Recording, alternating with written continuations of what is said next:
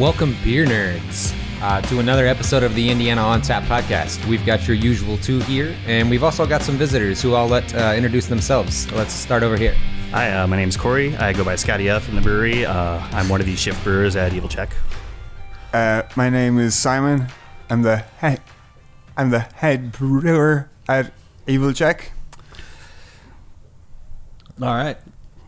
So we got them. They were gracious enough to drive. Where exactly is Evil Czech? It's in Mishawaka, which Okay. is pretty much South Bend. So they drove nearly 3 hours to get about here, just to bring us some beer and then sit down and talk with us a little bit. So we got some news stories that we're going to go through, and works out perfectly because we can get your guys' opinion on this, and since it's your day-to-day job, stuff that you have to mess with, it'll be an interesting take on that versus what we can kind of spout out here. Yeah, what our nonsense kind of adds up to. So let's go ahead. Let's start with some beer. In the keg, once again this week, we have the Juicy Mutt. It's an East Coast IPA from Wabash Brewing, just right down the street here. Oh, didn't think it was going to stop. Hey, you didn't get a monster amount of head this time, Matt. No. That's always a I good was about to sign. say, every episode I've watched, you're like, oh, and it's a little Yeah. foamy. Yeah, mine never works out too well. It's because nobody thinks a head to, bleed out the line a little bit. So if you guys would like a beer, you are more than welcome. Sure. I'm sure we're getting close to blowing this keg. I skipped out on breakfast, so Yeah, there you go. Nothing like a breakfast beer. yeah. So this beer, for those of you who haven't listened to the last two episodes, as I said, Wabash Brewing, Juicy Mutt, East Coast IPA, lots of juicy hops in this one, lots of that citrus flavor that you get from those. 5.9 ABV, 84 IBUs, but it doesn't really, I don't know, I don't feel like it's an 84 IBU beer because it just doesn't have that much hoppiness and stuff to it. It's super juicy. Yeah, it's really good. Yeah, and what, is his name Damon there? Yes. I think it's Damon. If we got it wrong, my bad. He was concerned that it was too clear for a New England style IPA, and he said he thought it spent too much time in the bright, or it just cleared up a little more than he wanted to in the bright.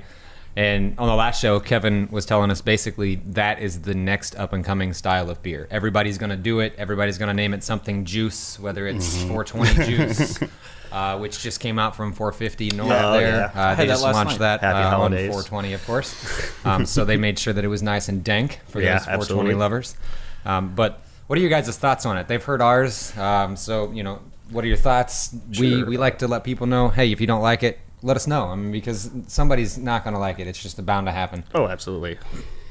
Well, I think the clarity is something that people seem to be obsessing on in this style, but I think if it's hazy, if you can see through it, I don't think it matters. I think it's about the mouthfeel, the hops, and the balance of bitterness. I think the haze part of it is just, that's the easy part to do, so that's what people are doing. I think this beer, it fits the profile. It tastes good. You can see through it. So what?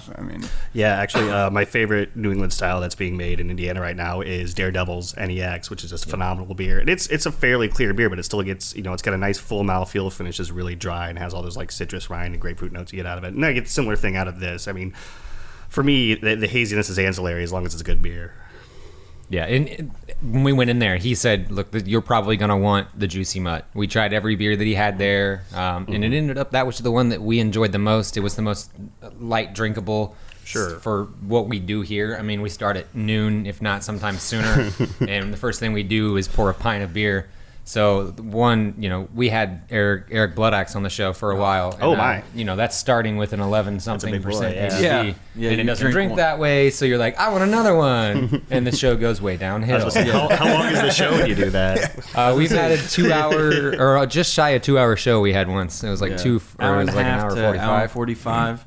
Yeah. So we've tried to get the keg a little bit lower in the ABV because it seems like anytime we bring beer, it's always like there's always at least one Russian Imperial Stout in there. Or just some big, some big hitter. Yeah. And so, by the time we're done, we're like, oh, I don't want to drink anymore. I've done this all weekend and now we have to do it some more. So this episode is brought to you by the Indiana on Tap Tasting Society Marketplace. This is Indiana's premier craft beer membership and rewards program. We actually had someone use our promo code, which is awesome. Oh, hey, congratulations, guys. I know, right? We got one. We've succeeded. Life has happened. Yeah, so it's $59.95 per year. You get over 165 plus different offers. There's even Evil Check in there. Oh, yeah. So it gives people a reason from Indy to drive all the way up there. Way up there. Yeah, check out the brewery and stuff. It's good for over $900 towards free and discounted flights, growler fills, pints, food, glassware, clothes, you name it. It's in there.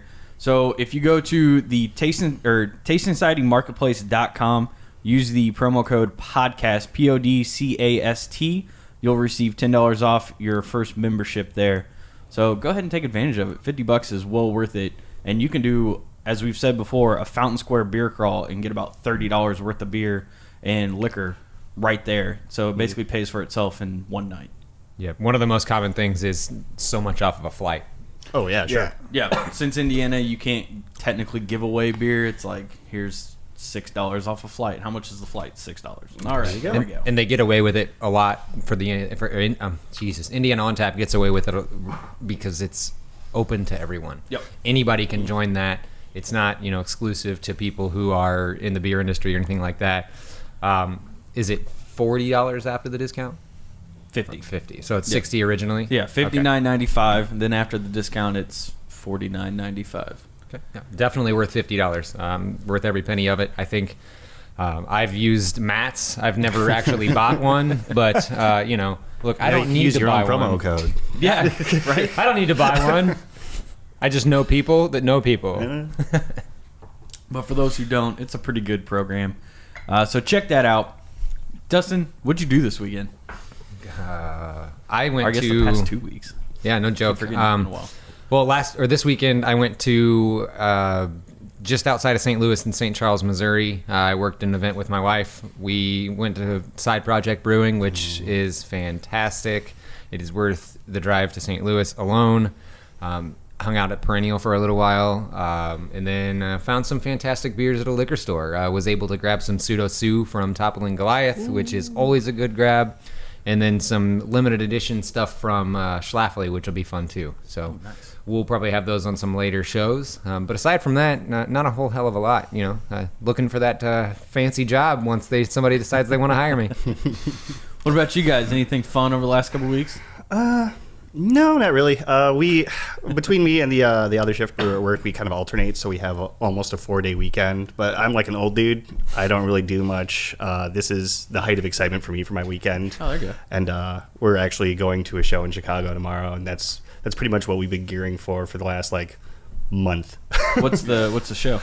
It's I'll let Simon talk. He knows way more about this dude than I do. It's Skepta. He's a British rapper. Oh, okay. Who's gaining? He's been around in the UK for a few years, but he's gaining some prominence now. He's on the new Drake album. Okay. So he's kind of blown up. But he was supposed to tour in the States last year. His visa fell through, but he's on tour here right now. So it's a style of music no one who works at the brewery had ever heard of before and would probably never listen to themselves. Nope. But I've played it so much that the two of us are going, the assistant brewers going, all our wives and girlfriends are going, our IT designer guy is going. I'm just whoa, everyone out. I was going to say, you guys are renting a van. You should have talked to Indiana on Tap and taking the bus over. That would have been a good idea. So that's, we've been gearing up for that. But this weekend I went up to visit Beer Church Brewing in New Buffalo. Oh, okay. It just opened. It's the head brewer there was formerly head brewer at Tapestry in Bridgman, Michigan. Yep. And formerly worked with Indiana, Michigan Mobile Canning. Oh, okay. Nate Peck. Beer is phenomenal. They've got 4 beers on tap there now. I'm pretty sure they're contract brewing at the moment, but the beers they have there were really good. after that, I went over to Burnham for their 420-ish party. We had a collab. We brewed a collab with them a few weeks ago. New England style IPA with agave nectar and Equinox, Liberty, and Columbus. Oh, nice. So went up to taste that. The beers, they had maybe 8 to 10 different collabs on with stuff like Bare Hands, but I don't even remember all the breweries that the collabs were with, but some really good stuff. Oh yeah, They've got they went some bananas with that too. There was like, I saw the list of Jesus, how do they have time to do all that? They have some pretty deep reach when it comes to their brewery friends. Oh, if without a you'll doubt. say. You know, they're pretty good friends with Bare Hands, which as well has pretty deep pockets when it comes to friends in the right places. Yeah. So they definitely have a lot of people they can reach out to. A lot of people know who they are. They've got some good brews that are out there. They've always kind of provided some fun stuff at like Winterfest and or Summerfest, as I refer to it. Oh, yeah. 30 beers on tap. Yeah, I was gonna say that is war they had for a insane. couple of years was just ridiculous. I remember Chris showing up. He's got those 2 like skis with like 40 taps. I was like, we got to beat Burnham this year. I brought 45 beers. I'm like, Jesus, man. You know how long it's going to take to clean all that? You know how hard it is for people in line to choose what the hell they want to You drink? guys are there for like 20 minutes. I want them all. I'm going to just stay right I here. was like, I want an IPA. You realize you're in the Bare Hands line, right? There'll be a few. Well, for myself, I didn't do too much outside of trivia. So we did trivia at Indiana City, which I think was their first night this past Wednesday. Superhero trivia. We talked a big game, and we came in 4th. But we got the best prize. Yeah, we did walk away with some Crazy Horse Hops T-shirts, all because we got the bonus question right, and they pulled us out of the hat, which they did twice, and we got screwed out of cupcakes the second time. Yeah, they didn't want to give us the second round. Yeah. Which Well, if they kept your name in the hat, I mean, it just goes to show, Right? you should get both prizes. something. You heard it here first. I think that just means they like us. Something. They're like, yeah, let's pull their name out again. So we did that, and then the next night, Indiana on Tap and Beer Brewery did a trivia / tap takeover down at Rooster's Kitchen downtown on Mass Ave. So I went down there, hung out, teamed up with a couple strangers, and we ended up coming in second. So I will take that because the team that came in first, there were like 8 people on that team. I'm like, hey, that's not fair. Come on. But we got second, and Rod walked away with a Taste Society membership and then a growler and like $12 or something like that to fill that growler at beer. So he got some pretty good stuff. I got like $10 for Rooster's Kitchen, which that place is amazing food. Just amazing. What was the topic for that trivia? Beer. Oh, fair enough. So it was something I actually knew outside of the ridiculous superhero questions we got. So, Some of which were really ridiculous. Yeah, and it kind of fit pretty well because the first part was the first round was all like brewing techniques and stuff. So I've dabbled in home brewing, so I knew a good portion of that. The second was like beer styles, and since I took Ron Smith's class, I knew a good amount of that because all he does is teach you about Germany and Belgium and stuff like that. And then the last one was Indiana beer facts. And I mean, if we don't know Indiana beer facts, we probably shouldn't be doing this. Wait, so you came in second? Came in second again. Yeah, I mean, there were some of the beer style ones were really tough because like I couldn't remember. There was like Schwarzbier was an answer. I'm like I don't know. Like I remember the name, but it was like all BJCP style guide stuff. Oh, cool.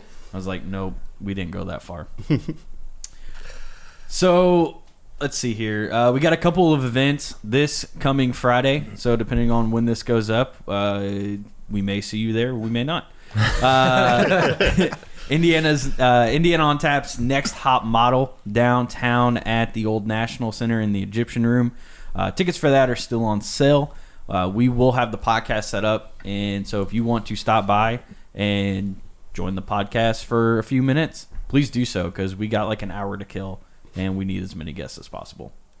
So there's that. Go ahead and check that out. And then the other one that got announced, Rock the Junction. That's taking place May 20th at it's Grand Junction Brewing Company in Indiana on tap. So this second annual one downtown Westfield. So you can get those tickets as well. And then Corn Maze got announced. I saw that. I don't have any of those details though because I didn't write that down. But I think it's September 23rd, I believe is what it was. And apparently that was a lot of fun last year. Did you guys go to that last year? No. I think we're talking about going this year. The photos I saw looked like it was pretty cool. Like dead ends. There were beer stands set up, so you actually still had to get out of the maze. And Oh, that's nice. yeah, It's like you took a wrong turn, but you get some beer out of the you deal. get some beer. So so that should be a lot of fun. I'm definitely excited for that one this year. But let's talk news. So we got you guys here, and obviously getting your perspective on some of this stuff is pretty interesting. So Avery Brewing is now coming to Indianapolis this summer. All right, so you're pretty excited about that? I love Avery's work. Okay. So they signed with Craftroads Beverage, who I know, the reason I know of Craftroads is because they teamed up with Ash and Elm to start distributing their stuff. So Avery Brewing is out of Boulder, Colorado. They are coming here this summer. The biggest thing, I like Avery's stuff, but I've seen on the social medias some local brewers who kind of have a displeasure for it because so many people are excited about it, and I think there might be a little bit of the Yingling still coming from this. People are talking about shelf space. Like, it's already hard enough to get shelf space at a lot of places, so now you're bringing in more outside breweries. How does that... Do you guys look at it that way, or do you have an opinion on anything like that? Well, I got to say, full disclosure, first of all, we're also distributed by Craftroads. Oh, nice. So you just got to get that out there. We're friends with the guys. So we're have totally a good okay with it. Working. I think the market is changing so much that I don't think the same customer base is buying local beer and nationally distributed beer. I think there's definitely crossover between the two, but I personally don't see it as the same market. You know, people are always going to buy the local beer. They're always going to go to the tap room. They're always, up north, when we get beers from down here, we buy them because we hear about them. We're close, but we're not close enough to go to the tap room, so we can get them. We buy them. We buy 18th Street beers because they're still an hour and a half away from South Bend. When it comes to the bigger brands like that have been established for 10, 15, 20 years or so, I just think that's a different ball game. No, and I agree with that as well. Like, personally, when I go into a bottle shop, most of the local places, I get the opportunity and the pleasure to visit tap rooms and breweries. But for example, when Ballast Point came into town, I know there's a lot of hullabaloo about that a couple years ago. It's one of my favorite breweries, so I still buy their product, but it's not as often as it would be if I wasn't so connected to my local beer scene. So for example, when I go to my bottle shop and I see like Bare Hands Thai IPA, for example, I'm like, oh, it's great, but I could go 10 miles down the road and get it right on draft fresh. Let me find something that I either haven't had in a while or from a brewery I haven't heard of before. But for the most part, I think that like Simon said, it's kind of a split market where like the super local people are always going to drink super local beer, which is awesome. I mean, that's why we brew beer. But you're once or twice a month kind of guy. They hear the name like Sierra Nevada, Avery, or those big guys, and they're like, well, I mean, if it's good enough to make it from California or Colorado to an Indiana shelf, give it a shot. And hopefully, it's interesting because now it's more of a transition from getting macro beer drinkers into craft beer to getting craft beer drinkers into local craft beer. And in some ways, those bigger guys are really helpful for us because they develop the the tasting senses and the palates to be able to like go, well, I mean, if this is this good, what about this brewery down the street? Yeah, I think the way I look at it is Avery's going to come in and compete with people like Prairie and the Stillwaters and stuff like that, because that's the same flavor palettes. They're the same. They're pretty close to the same size. people are gonna, buy less Prairie and maybe buy a little more Avery, or kind of a mix of the 3 or 4 of the bigger ones like that, than straying from their local brews. I'm a firm believer that every time I go somewhere, much like I was in St. Louis there, I try and find stuff that's brewed in St. Louis. It's awesome, cool. I can find some, Averys and stuff like that I can't get in Indiana yet. But, if I see Tweak on the shelves up there, which is a fantastic brew, you can't go wrong with buying a Tweak. Mm-hmm. I mean, it comes in a 12-ounce bottle, and it's like 13 or 15% ABV. That's fantastic in a 12-ounce bottle. But I'm going to buy something from Schlafly that's a limited release only in the St. Louis area before I buy that, because I can buy that in Illinois, or I can buy that in Ohio. So, Okay. All right. Next up, Tin Man Brewing. So we've talked about them for last couple shows, ever since the March 18th when they shut down the tap room and restaurant. Now it appears they are up for sale, or possibly it sounds like they're even interested in taking on new investors. But $2.39 million is what the asking price apparently is, according to the Chicago Tribune. We did learn that the Kokomo tap room is completely independent. So they apparently contract out, or have a contract with Tin Man. So they are setting up a brewery there so they can brew all of Tin Man's recipes. So even if apparently Tin Man does end up selling to someone else, they can still brew the Tin Man beer. So there'll at least be some place to go if Tin Man was to go out in Evansville. But Dustin, you'd kind of mentioned part of this article talked about the equipment they bought, and it seems like they bought a little bit too big too soon. yeah, it almost appears that Tin Man, for a lack of better terms, simply got too big for their britches too fast. They went in, they bought some of the nicest equipment you can directly put in. To quote basically the article, it's the operation includes a high-efficiency brewing system that features a mash filter, a pricey piece of equipment usually found in large breweries, which allows for higher beer yield. Goose Island Brewing Company only installed this last year, which that's after being bought out by Anheuser-Busch and being distributed through their channels, and Goose Island being huge. Yeah. So Tin Man has something that Goose Island just got this last year. To me, that, great, it's awesome, you're going to put out good beer, but can you keep up with the need to pay that back? And I think that's what brings on the $2.39 million price tag, or whatever it is. That's part of it. Mm-hmm. And when we talked about it on the show last time, Kevin made a good point, and I think it's a good, basically what's going to happen is somebody like Against the Grain, or some of those bigger breweries that are down south that may want to try and get into the Indiana distribution may buy the Tin Man location and just brew there. Yeah. Because there's so much nice stuff there. Or somebody like Goose Island maybe, or somebody big with that big of a name could buy that much equipment. With that, it's apparently a fantastic set of brewing equipment. So, you guys would know better than we, but... I remember when they said they were going to put a mash filter in there. I was just like, Jesus Christ, a mash filter! That's awesome! So what exactly does that do? So it's kind of like you put your grain in between these sheets, like in these containers, and it's packed in, and the water flows at temperature through the grain and extracts.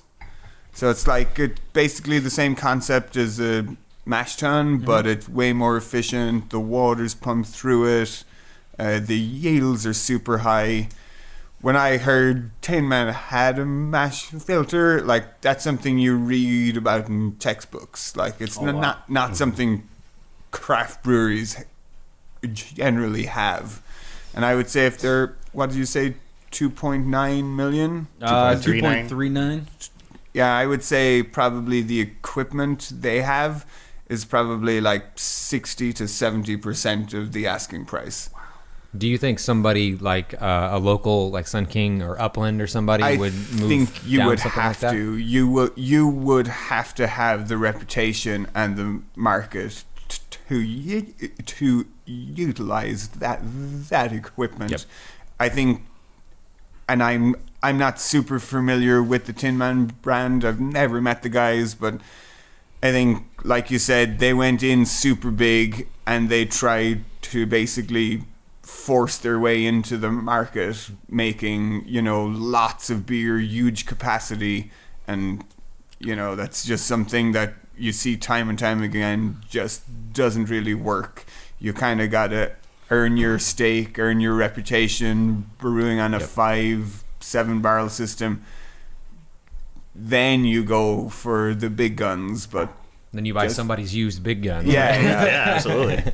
But starting from scratch on a system like that, that's something that I think if you're an industry veteran, you could do. But if you're some guy like starting their first brewery, and I don't know the background of the guys who own the brewery, but it's a pity. And I think now you're going to start to see more breweries closing down, because I think people are opening breweries not because they love beer and they want to make good beer, but because it's a good return on your investment. And I think now we're going to see in the next year or two a lot of breweries like shutting the door, and think that in turn is going to have a good effect for the beer scene, because brewers that probably couldn't get into the game because equipment's so expensive are now going to be able to buy cheap equipment and open their own breweries, which is going to add to the quality of the beer scene in the long run. Yeah, we're kind of in a spot, I think, now that we were back in like the late 90s, early 2000s, not necessarily in Indiana, but I mean, you saw a lot of breweries opening and closing in California and Colorado because there was such a, like he said, businessmen trying to get in, get a good ROI. And we're kind of button up against, I'm not gonna say the bubble word, but I just said it. It's very, there's a lot of young breweries in Indiana. I mean Sun King, who's arguably the behemoth in this area, they're only 7 years old now, and a lot of us, our brewery is very young. Most of the breweries up north are very young, and there's a lot of growing pains, specifically for us up north. There's a lot of small guys popping up, and it's really challenging. There's not a lot of big towns in the area where we live, and you're going to see that kind of fall off point. But at the same time, once everything falls off, you can get equipment dirt cheap, and the people who've been working as shift brewers or system brewers or cellarmen are going to have an opportunity to come in, scoop that up, and hopefully turn that into a better experience for everybody in the scene. I think it's a shame to kind of see them going kind of down at this point, because I've liked Tin Man. I started drinking craft beer probably like 2010-ish, and like they were one of the first ones I drank outside of like Sun King, and their stuff is really good. Like Damascene's a fucking brilliant beer. Exactly, it's a brilliant beer. I love that beer so much, and so it's sad to see that they're kind of going this way. And the thing is, even if say Against the Grain bought this place out and turned it into an Against the Grain location, and that Tin Man goes away, are we still going to get the same beer? Like if Kokomo was to take up the Tin Man, are we still going to get the same beer because they don't have the same equipment, or they don't have the? I believe the brewer maybe have went to Kokomo. If I remember correctly, he started out at the Tin Man location, then he went to Two Brothers up in Warrenville, Illinois for a while, and then he's coming back over to do the Kokomo location. Okay. Don't quote me on that, but I'm pretty sure. I feel like that's what I saw too, was that he was going to the Kokomo location to be the brewer there. Mm-hmm. So you would at least hold out some consistency if that's the route that they're going to go, and they're going to start brewing it, maybe distributing it. They're just going to take on the Tin Man name in a whole. Then you at least want someone who's familiar with the recipes and the brewing process. But it'll be interesting to see if anything changes if they're not using super fancy equipment, as it sounds like they were in Evansville in the Kokomo location. Yeah, well, I think that's where a brewer comes in, and he can adjust the recipes to account for the variables in efficiency and consistency. And if he's a guy as experienced as he seems to be on paper, he should be able to do that well. Okay. And you guys talked about places closing. Twisted Brew Crew down in Seymour announced that they were closing here in a couple weeks. I talked to I forgot his name. Yeah, Josh. I talked to him, and he just kind of mentioned, it's kind of been coming for a while, and it sounds like there just wasn't. I don't think Seymour's a huge town by any means, so maybe they're just wasn't enough people coming in or something all the time. I imagine it's got to be hard in small towns to do that, because they weren't canning, they weren't bottling. I've never seen it up here. Well, he also doesn't market much, at least that I knew of. I mean, I know that I see it because I'm friends with Joss on Facebook. Yeah. But aside from that, I don't ever see them have like taps anywhere. I don't know if they're distributing the kegs or anything like that, which is fine. But to stay open in a market where you guys can distribute down to Indianapolis, where Sun King distributes all over the state, where Indiana City is, those guys are distributing all over the state now. It's hard to keep up if you're not going to distribute, because I'm not going to drive to Seymour when I can drive 6 blocks and be at Deviate or something like that. I mean, it's a tough sell to get me up there unless I have a reason to get up there. Yeah, sure. And like with smaller scene breweries like that, you really need a critical mass of people who are coming in, at least once a week or a couple of times a week. And, like I come from a 7-barrel brew pub. That's like my original job. And I mean, one of the reasons that it's, still successful is that it has a core base of people who come in a couple of times a week after work and have a beer or two. And you really need to cultivate that sort of like hyper local mentality with those sorts of breweries, because like you said, there's not a lot of, it's not necessarily a destination brewery at that point, which, a lot of the bigger places that distribute are. You can get their beer at a package store. And then, when you're taking a field trip down to Indianapolis like I do, you get to go to the brewery, which is really awesome. You really need that huge local following, like hyper local following, in order to keep that, momentum generating. Luckily, every time I think of a local brewery, it's Wasser out of Greencastle. Sure, yeah. And Chris has a huge following there with all the locals, but he's also got a college that's right down the road. I mean, that helps a lot. That's sure. 3,500 people that have nowhere else to drink in a small, middle of nowhere town. There's 3 bars. They just opened up a craft beer bar there, so it's good for the city, and it's great for Chris, because if he can get his beer in Tap House 24, that's another location where people are going to drink his beer, so that's another location that he's brewing for. So it's nice to see small towns at least succeeding, but you're right, there needs to be some sort of a niche market, whether it's locals or whether it's college students that are there 6 to 9 months of the year, and they're spending mom and dad's money on the beer. Yeah, the bottom line is you need people to spend money in your brewery. Yeah, Josh made it sound like they're keeping all the recipes.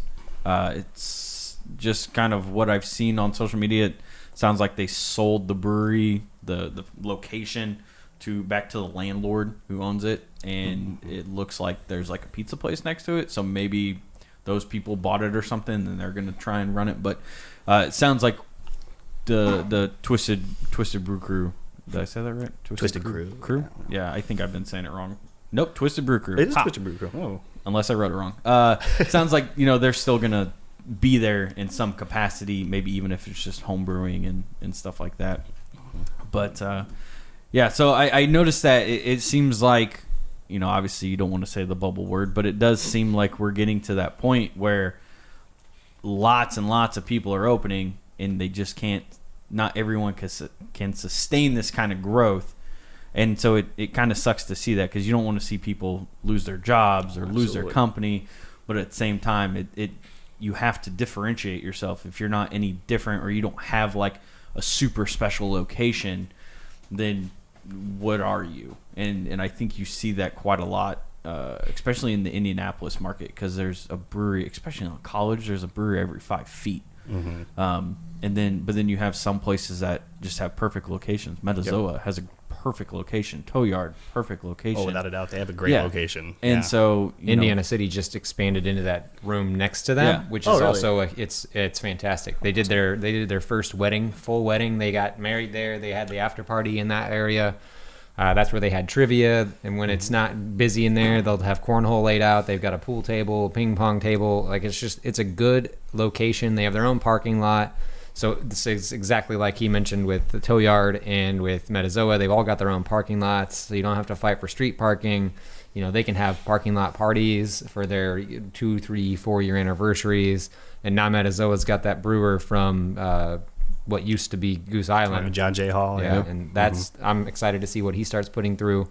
Well, kind of speaking of brewers, I read the other day that Sean Kessel from Grand Junction was let go, which kind of blows my mind. I know that he was pretty involved. I mean, I thought he had like steak and everything in it.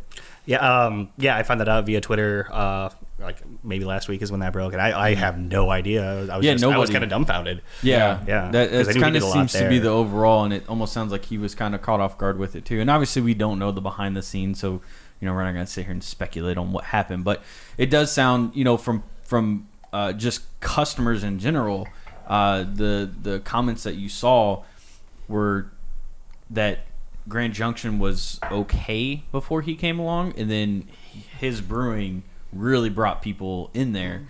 And then some people are just like, I don't know if it's going to be the same or anything like that. So it'll be interesting to see what happens with the fallout here Sure. of this, and see if the beers change at all, because you see it every now and then when new brewers take over at places, the quality can dip for a little bit, and then before they kind of get fully running, and so it'll be interesting to see. I think Sean has just the right personality to bring people into a brewery. He's a super outgoing guy. He's friendly. He makes sure that he explains beers to people, whether it's talking to a brewer and telling them, what kind of hops, how much, so on and so forth went into it, or talking to, somebody that has no idea what goes into beer and explaining to him what flavor should be in it. He's just a super great guy. I doubt that he'll have any trouble finding another gig if he wants to get in the brewing industry. Yeah, again. I can't imagine he would have. He's got a hell of a issues. resume, and he's got, most of the recipes were his, so I don't know how that's going to work either, because I know that like the blonde that he has there, he loves it, and his cream ale is, I think, his go-to beer to brew, so we'll see what comes of that. But I'm excited to see where he goes. It sucks that he got let go right as they opened up that new spot, and he had a lot of room for expansion and potential growth. We'll see where it goes. Let me that just sidebar question here. So you mentioned that he has recipes. If you make your own recipe and then you were to leave or get fired or what have you, can you brew that same recipe at another location? How does that? How do recipes work when it comes to maybe like intellectual property? Yeah, I don't think there's any real like I'm sure when you get into bigger breweries, there's probably clauses relating to IP, but in small craft breweries, you could brew the same recipe at two different breweries, and the beer will taste slightly different, just because of like your kettle, your efficiencies, the shapes of the fermenters, The water. So basically, yeah. if John at Metazoa, since he came up with the 3-1-2 recipe, he basically brought that to Metazoa. There's nothing. It may taste obviously a little bit different, but there's nothing to stop him from brewing that exact same recipe. He just can't call it 3-1-2. Yeah. Nobody could sure as hell call it 317, Yeah, he could. That he could. which I'm surprised hasn't been a thing yet.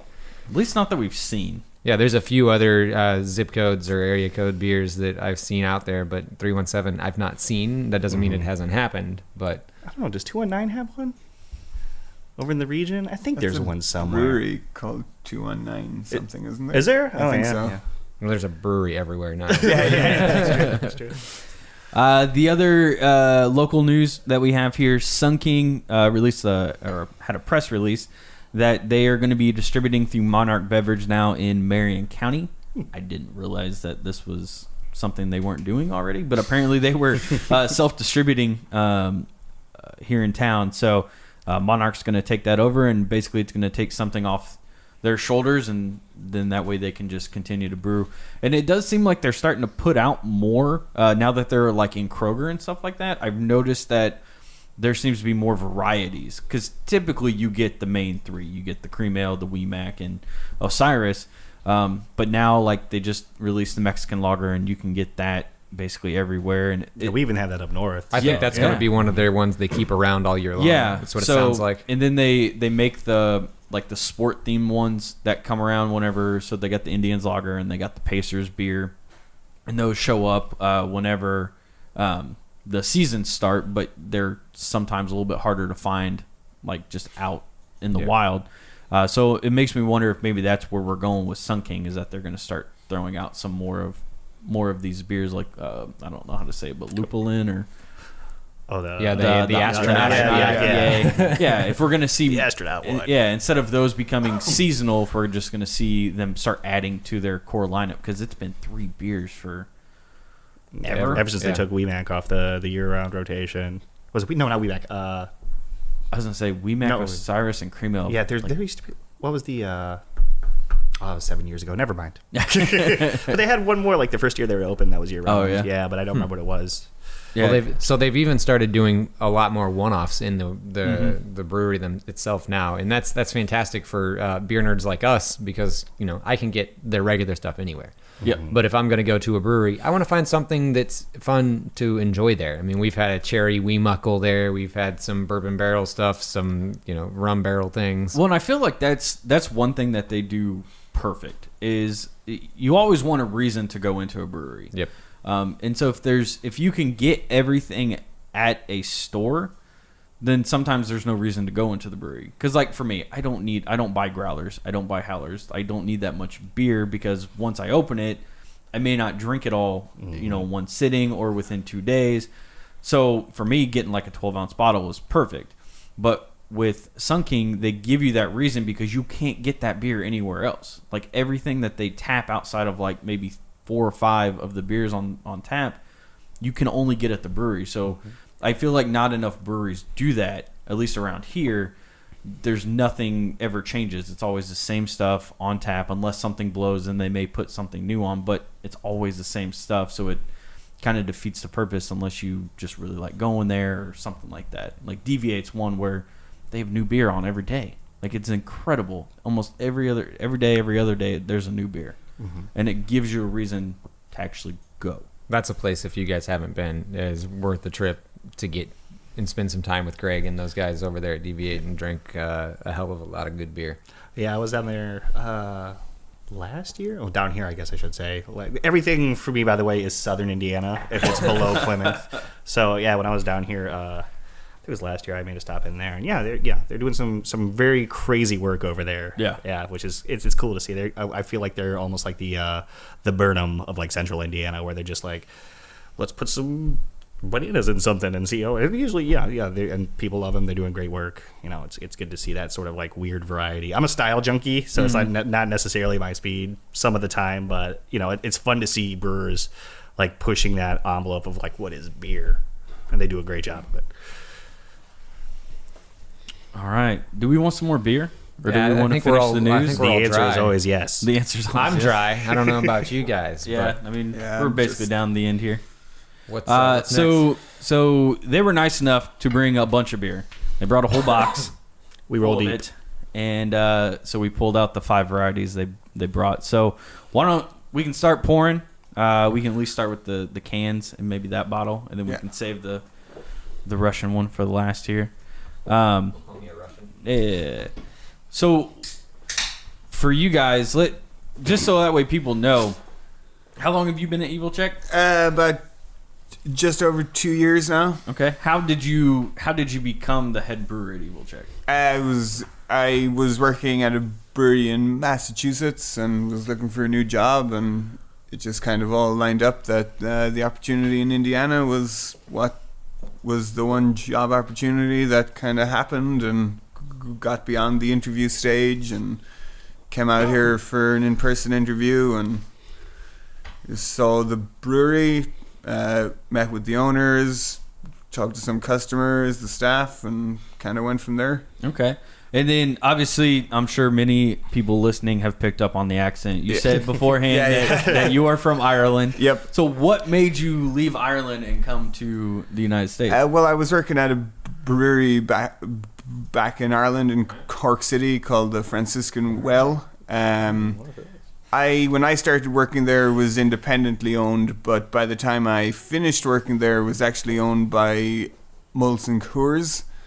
So I technically used to be a Molson Coors employee. That's my. If I would have known that, I would have never taken the job. That's my claim to fame.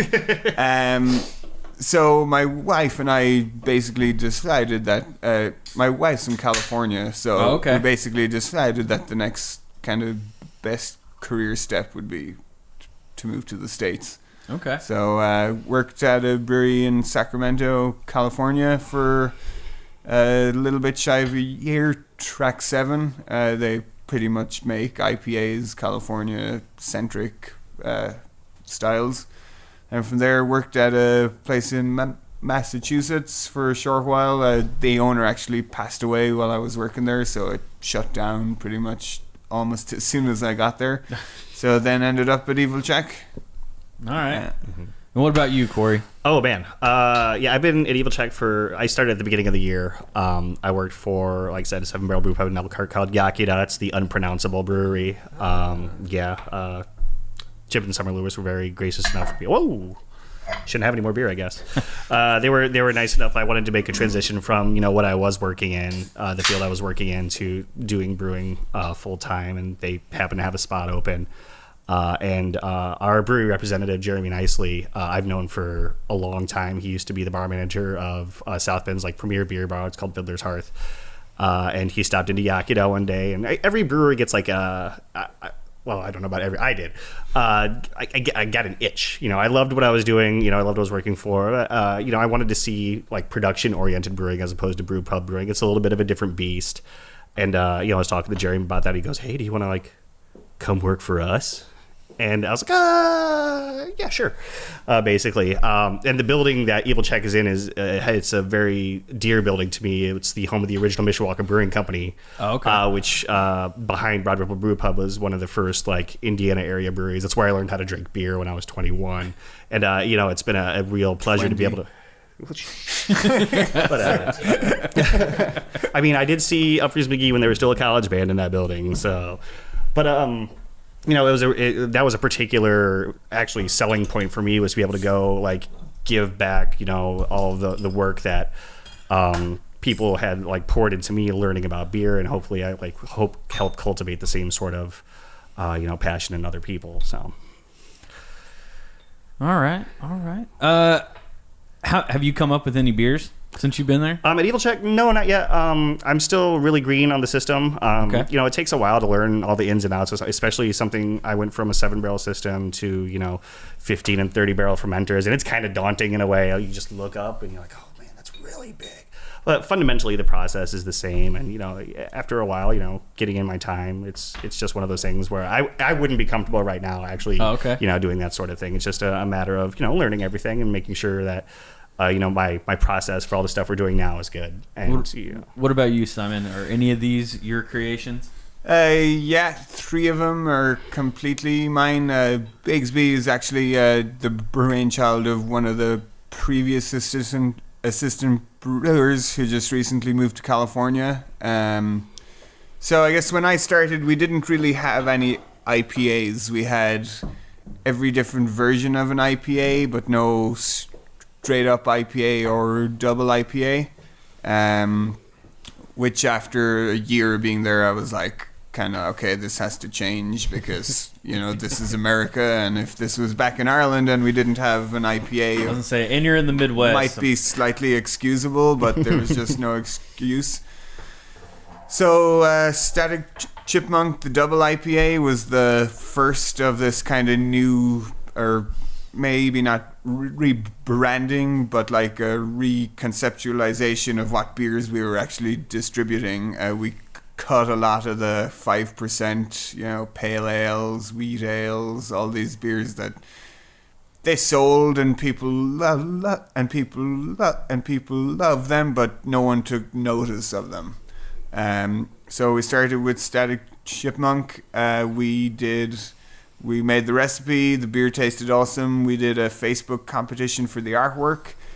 The artist who won the competition doodled the artwork for Evil Czech Monk, and we liked it so much he came up with the name. He came up with the name as well, as a play between the name of the brewery and the name of the previous beer, and we were like, damn, we got to make a beer for this. The label's so good. So these 2 beers in the past 9 months have really become our flagship beers. We've had an awesome review in Beer Advocate for Static Chipmunk. We got an 89 points back at the start of the year. Evil Czech Monk was featured in Draft Magazine's Beers of the Week, also around the same time, back in late February. Bigsby. Right now, when we brew a batch of Bigsby, it's completely sold before it even comes out of the bright tank. We're packaging it specifically for the distributors. So, I mean, that's an awesome position to be in as a brewery. Yeah, definitely. I could definitely see that. I need to get on that list. Yeah, it's rough when I see people from Indy checking into them. Like, we haven't had it in the brewery in like 3 weeks. Yeah. Yeah, it's one of those cans just pop up randomly, and you're like, Yeah. oh, I found it. So which one should we start with? Because he poured Static Chipmunk first, but obviously that's the imperial version of Evil Chipmunk, right? No. I mean, the kind of whole idea was to do the two different sides of IPAs. Okay. Static is more on the pine forward, more piney and dank. Evil Chipmunk is more on the citrus grapefruit with a little bit of the dankness. All right. Well, we'll just start with Static Chipmunk. Yeah. I tried to pour them in color order. Sorry, it's just habit. Oh, I love that nose. Yeah, it's so good. Now, I had this last night down in Franklin. I went to shout out to the Art Craft Theater. If you guys ever come back down here and just have like a weekend, the Art Craft Theater down in Franklin is like an old school movie theater, and they play like old school movies and stuff. Oh, sweet. So they played The Big Lebowski last night. Oh, man. Yeah, would've my been fun. favorite movie of all time. And so we went. Shale Creek Brewing was selling beers down there. They make some pretty good stuff. They're getting better as they go. Awesome. It's the only like local brewery in Franklin, because they have Hoosier Brewing and what's the other one? Quaffon. Quaffon's going to be down there, but they're the only like local one. So that place is great. It's like 500 seats. It's 35 millimeter film. Oh man, Yeah, sounds super nice. Yeah, it was awesome. So then there's a place down there called it's Greek's Pizzeria, but the guy who owns it added tap room to it, and they have like 30 beers, and it's always like the best stuff you can get. And I walked in, I saw the Evil Czech handle, and I was like, "What is that?" And she's like, "Static Chipmunk." And I was like, "That's what I'm gonna have." Then. You were like, "Damn it, it's not Bigsby." Yeah, I did have that. Yeah, but then as we were talking, they had the Ivory Stout from Brews Link on tap, and there were a bunch of people there who had never even heard of it. It's amazing to me how many people don't know what White Stout is. I didn't realize that this was a thing, that like people just don't know about it. And so the guy was like, "Yeah, I like stouts, and they don't have any stouts, but they told me to try this. I did, and I love it." And I was like, "If you love that, you'll love Bigsby." it's like a magic trick in a can. Yeah. And then the bartender like pulls out a can of Bigsby and just shows it to us. I'm like, "Can we drink that?" No. Like, don't tease us like this. Don't like, taunt a brother. You don't understand how hard that is to find. Don't do this. No, we actually had thought about doing, and we probably still will, but it'll have to be a little later once the season kicks back in. Just a find white two more. stout. Well, I tried to get Drew from 18th Street to respond to some messages and stuff because they've got crumbs. Yeah, we actually have a bottle of that in our cooler at the brewery. But That's who we need to talk to. Yeah. Let's get him. You get us a bottle, ship it down. But so them, and then I believe the first one I ever had was a Stone beer. I think it was a Stone White Stout way back when. So when I moved to Evil Czech first, and we were making a white stout, I'll be very honest, I kind of thought like, white stout. That's so like 3 years ago. I think they became like really prominent in California for like a summer. Or like a winter, I don't. It's the same season over there. Yeah. It was warm. It's always summer. It was warm. I was sweating. It was like, they kind of really gained some prominence over the course of 6 months. Kind of like black IPAs, whereas black IPAs have stuck around. I think white stouts, their popularity just kind of fizzled out. So when I moved to Evil Czech and we were making one, I kind of thought like, oh, that's a bit... Ooh. But, you know, Bigsby's come into its own right. We're using locally roasted coffee. We're using locally roasted chocolate. The guy who makes our coffee for us, Zen Cafe in South Bend, They make awesome coffee. I drink it religiously every day. Sean, the guy who does the roasting, he actually has worked in the brewing and the wine industry in the past, so I can tell him, I'm looking for this, this, and this, and I'm going to add it at this stage in the process, and he knows what I'm talking about, and he'll cater to exactly what we need for the beer. So that's awesome. Awesome. So with Static Chipmunk, how long have you guys been brewing this? So we released it actually March 5th of last year, so it's like just over a year old. We released it on the release day of Stalin's Dark Side, and it's really, it's changed a bit since its inception.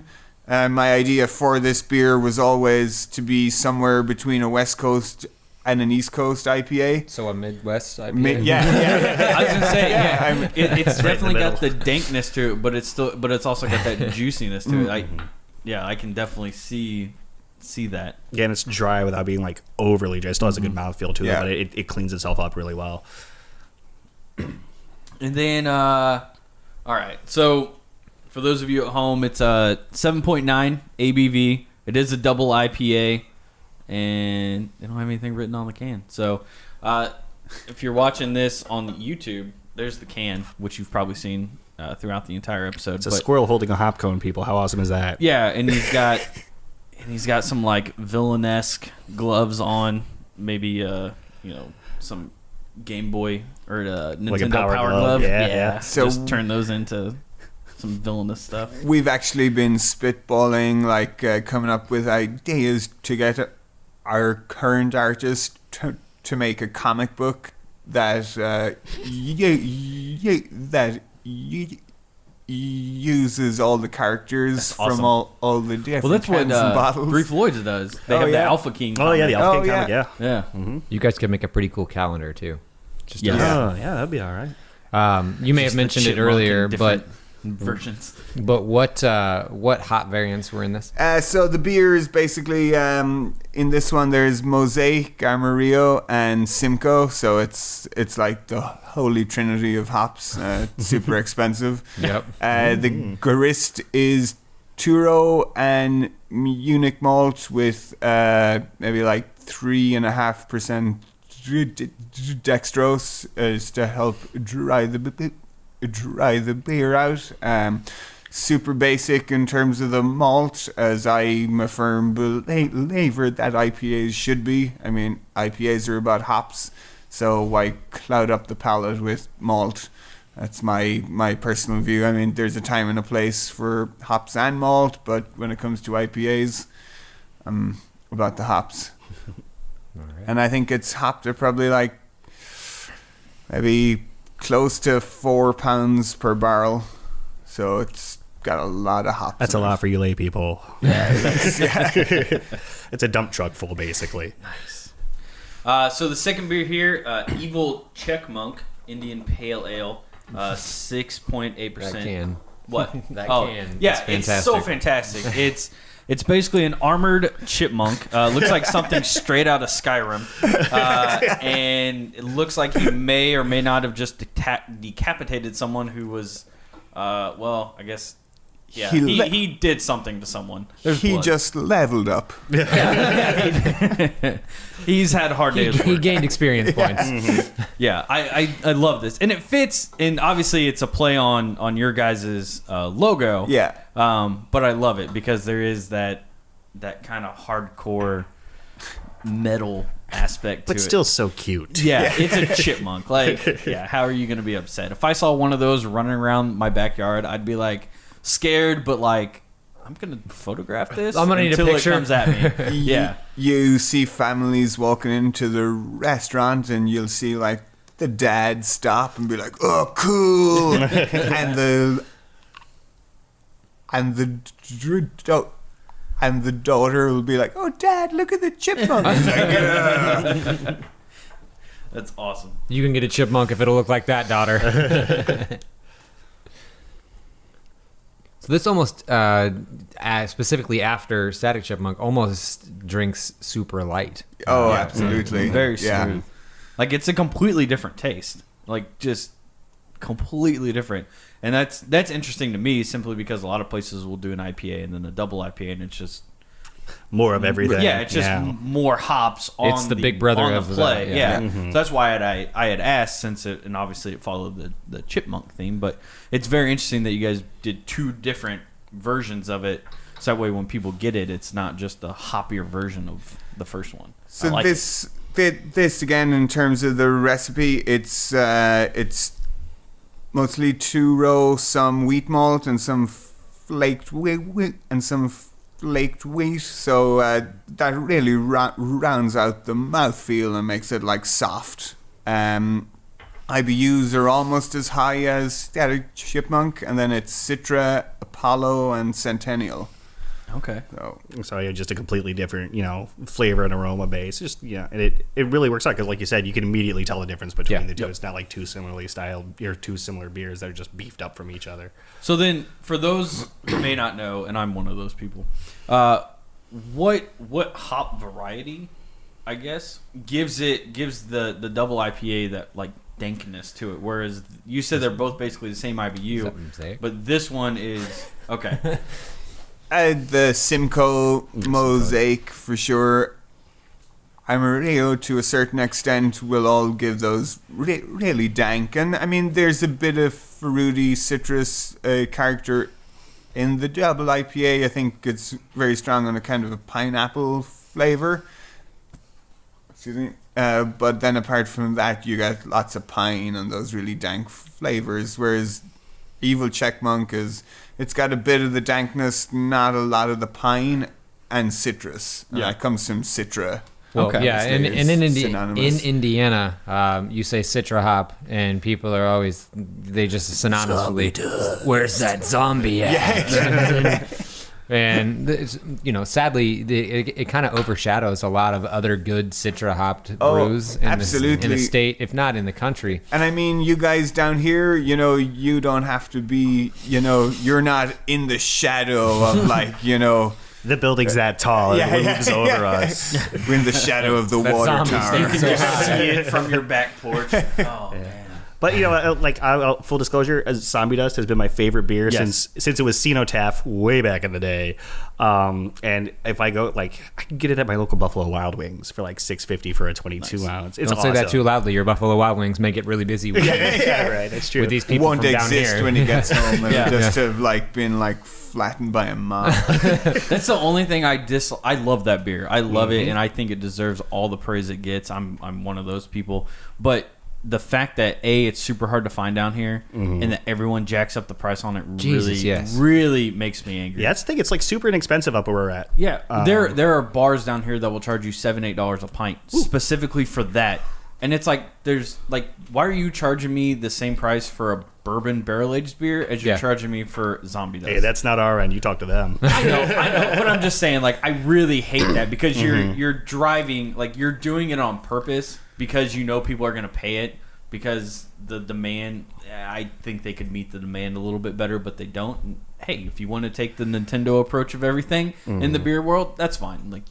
You undersell or whatever, but yeah, I think it's well worth it, and I wish we lived closer so that way. Hey, you guys come up north, I'll take you over. It's only an hour and change away. On the topic of Three Floyds, we mentioned this in the last show as well, but Three Floyds and Upland, we forget that they're world renowned breweries in our backyard.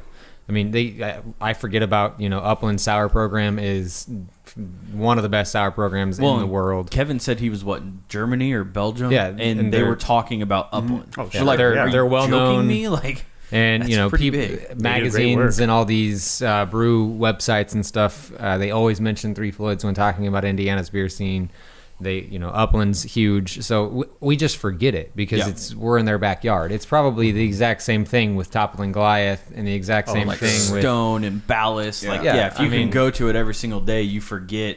Sunking. Sunking is really good, but there's a lot of people here who they're just they don't like Sunking because they think of them as too big. They think of them as macro instead of micro. And it's just but you're gonna drink a Sierra Nevada, it's the same thing, or Ballast Point. Like, I but think if you 20 times bigger than yeah, something. I think if it's something that you can get every day versus something that you can't get every day, that you don't see on tap every single place, there is that mindset that it's not. That's big. a hard chase to get into too. You know, like so many people get like wrapped up in the next big thing. I went to a local place in Elkhart that just opened up probably a couple weeks to a month ago, and they had upland wheat on.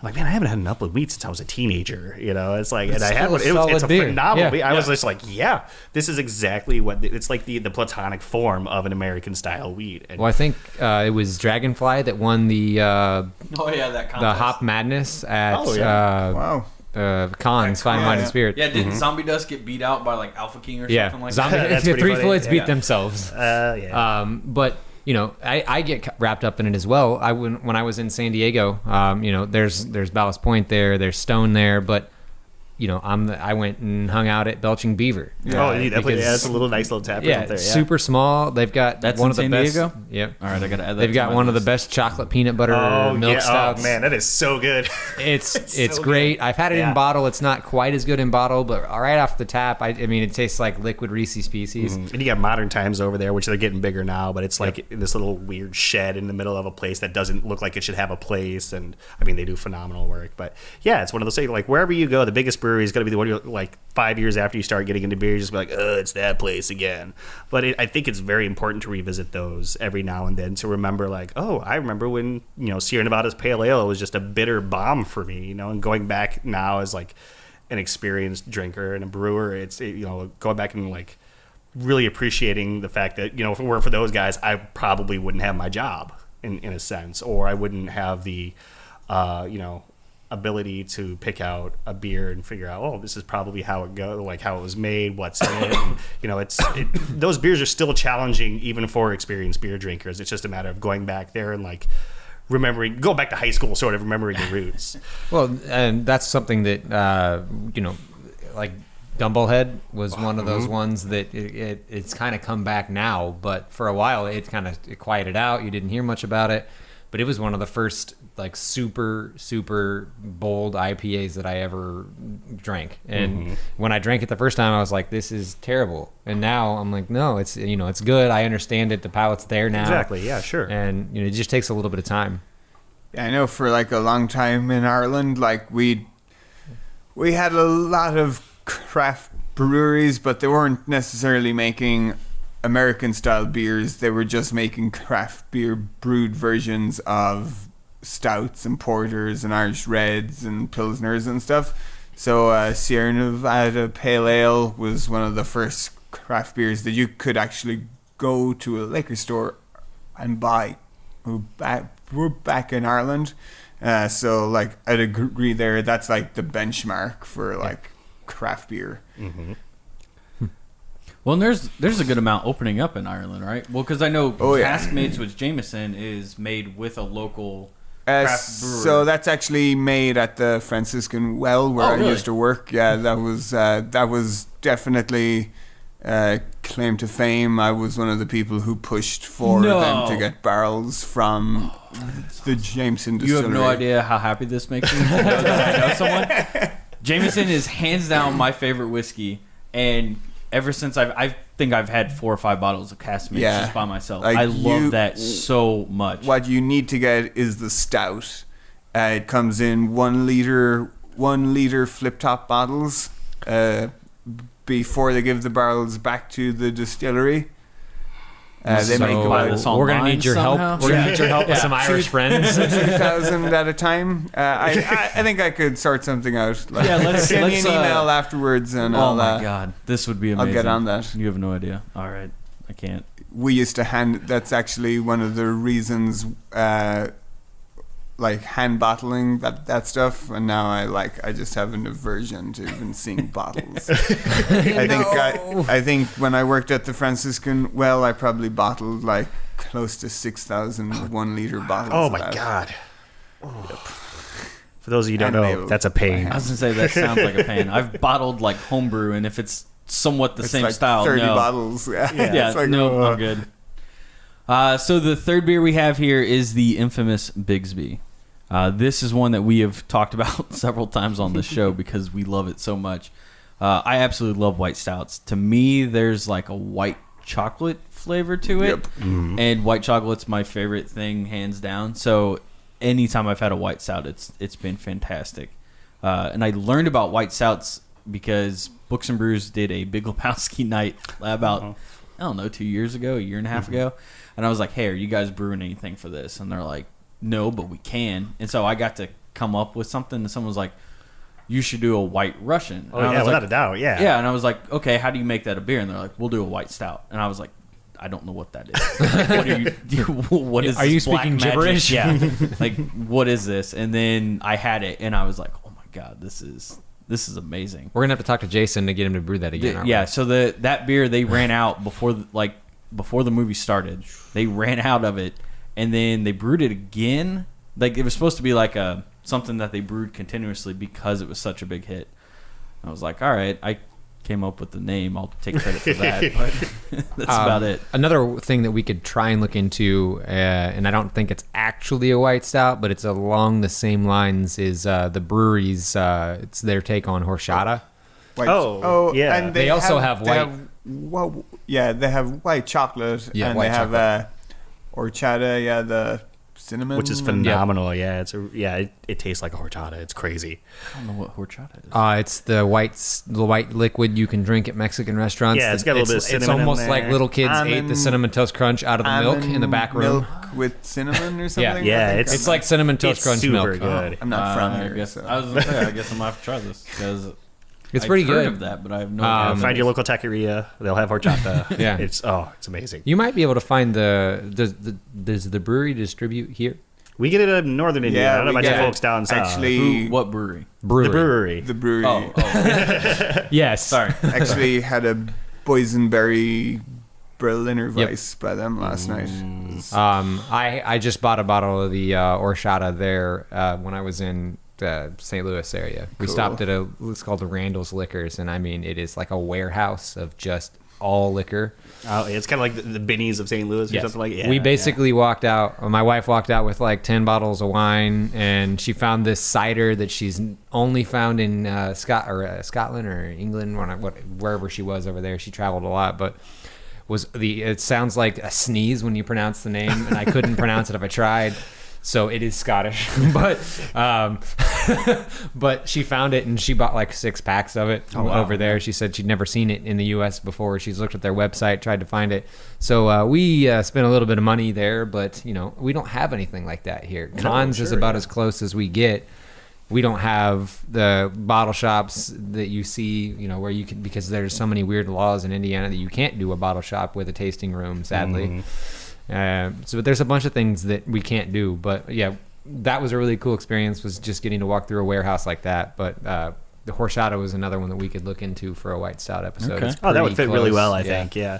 So what is the biggest difference between a stout and a white stout? Like what gives it the Well, you one can white- see through it. It's not black. Well, I get. No, anyway, Simon, this is your forte. I think it's the concept. I mean, I think it kind of embodies like something that's really popular in craft beer. It's like trying to make beer taste like something that conventional wisdom says it's not supposed to taste like, or flipping an idea of like stout. It tastes like dark chocolate and coffee. So how do you make a stout that doesn't look like a stout but still tastes like a stout? I think it's completely conceptual. I mean, this has coffee, vanilla beans, and chocolate all added. Chocolate in the mash and in the conditioning tank, and vanilla added in the conditioning tank, and coffee added right before kegging. Mm-hmm. So the coffee in there is like super fresh. So what's removed to make it not dark? You don't use any. Yeah, you don't burnt. use your specialty grains. You don't use roast barley, chocolate malt, black malt. This beer has got a lot of specialty grains, but it's mostly Munich malt, wheat malt, flaked wheat, flaked rye, stuff to give it body, to trick your mouth into thinking it's really lush, thick mouthfeel. That on top of the oils from the chocolate and the coffee makes it really slick and full in your mouth. We saw a post from Sean Manahan, who just Sean. opened up their copacetic. I can't wait to get down there, by the way. I'm so excited. He had the Ivory Stout from Brewlink there, and he said he was pouring it, and people were just like, why is this on the dark side? it's listed in the dark list, and they're like, well, I didn't know where else to put it. Like, I don't have an other section. Just a question mark, and there's a whole bunch of beers underneath it. It's just a guess. I don't know what this is. Yeah. So do you guys know why the can is designed as such? It's a half black, half white with an upside down question mark. Yeah, it's kind of, I mean, our idea for the label was kind of, what is it? Is it a dark beer? Is it a light beer? Oh, that makes sense. The question mark. No reference to the Riddler. That was my first thought. Yeah. First thought. It's one of those beers where, like, you every now and then, like, if you work on our side of the industry, well, not ours, but necessarily, but like the bartender service side of the industry, you get somebody who swaggers and just goes, I don't like dark beer. And this is, you're like, well, this isn't dark, and just give it to them and just see what happens. Yeah. So it's like, what's going to happen? And 9 times out of 10, people love this beer. This is the beer, like, when I'm tootling out in the front of the house, doing whatever I need to do, people are like, so when's Bigsby coming back? And I just go, I don't know. I just do what Simon tells me. Yeah, let's make this year round. And So one of the be things happy. that cracks me up is when people tell me that they don't like dark beer and they're holding a coffee. Yep. Yeah. How do you not like dark I was beer? that way when I first started. But like I would drink black coffee and all I would drink was IPAs. I've did a number to his palate since we started hanging out. Yeah, you and my wife, because I got my wife into beer, and of course at the beginning it was she only liked porters and stouts. I'm like, you've got to be kidding me! Like we can't drink anything together. Like I can't go just buy stuff. And then as I've been with Indiana on tap and everything, like my palate has shifted. So now people are like, well, what do you like? And I'm like, that's a horrible question. Everything. Yeah, Like it depends. Well, it's like what do you have on tap? I will tell you what sounds good and what is good. You can make a dark beer that drinks like a Schwarz beer. A Schwarz beer is basically, a very light malt base with some colored malt added for just a hint of roastiness and stuff like that. So it drinks like a very light, easy drinking summer beer. It just happens to be a very dark colored beer. So I mean, you can make a pilsner that's black. You can make a stout that's white. So it's like, say you don't like, I don't like dark beers. Basically saying, I've already judged this beer before I had it. Yeah. Which It's is like, just say you don't like stouts and porters, because a brown is a dark beer, but to me, Hell, an amber I is a think dark that's a- beer yeah, it should technically. be a lot of and people. those are Absolutely. completely different than a porter and a stout. And I mean, that's kind of almost a segue into the next beer, Yeah. which is So, Black Farmhouse plan IPA. this? We don't plan shit. that's a lot of words. See, the one thing we plan is what we're going to talk about, and then what are the topics. Who's gonna be there? Yeah, what are the points in the thing, so we don't have to pull it up. So, what is this called? I don't see a name. It doesn't Just Black have a Farmhouse name. IPA? This is part of our kind of sour and Brettanomyces fermented range of beers. They always have the same label, but the color of the paper is different. So this is actually a blend of a black saison and a Brett fermented IPA that's then been bottle conditioned with Brett. That bread in there. Oh, thank you. So there's lots of hops: Mosaic, Simcoe, Equinox, Citra. This is Matt's kryptonite as far as I read Black Farmhouse IPA, and I was like, shit. I have to tell them that I don't like this beer. That's fine. There's a beer for everybody. That's what that's what I've always said. Like, I'm not, if I don't like the beer, I don't like the beer. Because there's a Can't difference argue between bad beer and you beer not you don't liking like. the Yeah, style. yeah. Sure. And that's why I try and tell everyone, like, if you have a bad beer, like, you're gonna know it, because there's gonna be shit that doesn't taste right. Yeah, there's styles I don't particularly care for. Yeah. But you know what? If it's made very well, I'll be like, man, I really don't like this, but it's made very, very well. Exactly. Yeah. That's what was it? Two Flock. Yeah, we had Two Flock Snug Life from yeah. Burnham and The Bear Burnham Hands. collab, yeah. Or It's no, like- Burnham and Forefathers. Forefathers, Yeah. It was good, but nope. Yeah, Nope. I You mean, couldn't- you I couldn't love get that me a pint beer. of I would sure. drink. I would drink that beer every day. if I could. It kind of fits the mold of what I'm looking for in we'll call it a summer beer. Sure. I'm a dark beer guy through and through. I love like the heavy malts, the roasts, but if you hand me that in the summer, that's a light beer to me. Because it's a little that heavy, makes sense. and It's got but a it's little still got bit of the everything lacto. in there. Yeah, I know our producer over here was a big fan of that one too. So this is 7% ABV. Bottle conditioned in October 2016. So you guys have had this sitting around for a while. it's super easy drinking. That's Yeah, really like good. this is really good, and I think it's because it's not necessarily a black IPA. You guys said it was kind of a blend of two. So Yeah. I think there's a huge difference between a black IPA and then kind of what we have here. But yeah, it And I definitely think has that farmhouse ale qualities Yeah. to it. I think it's one of those beers that if you had blindfold on, you would think it was like blonde and you could see through it. You know, it doesn't taste as roasty as it looks, basically.